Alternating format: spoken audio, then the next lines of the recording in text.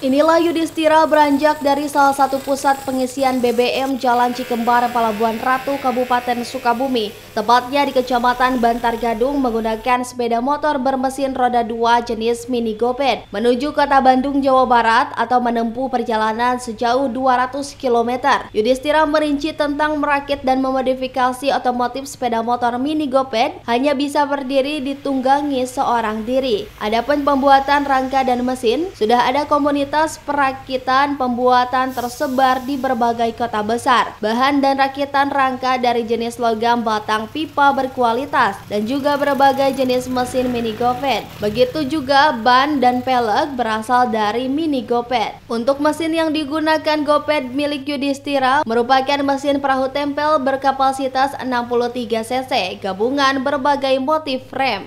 Sementara bahan rem dan stang kemudi dari spare part sepeda gunung.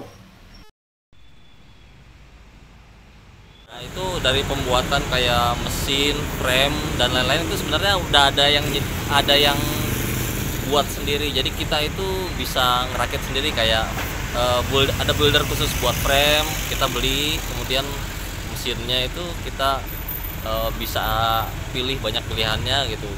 Salah satu contohnya nih yang saya pakai ini mesin perahu tempel aslinya.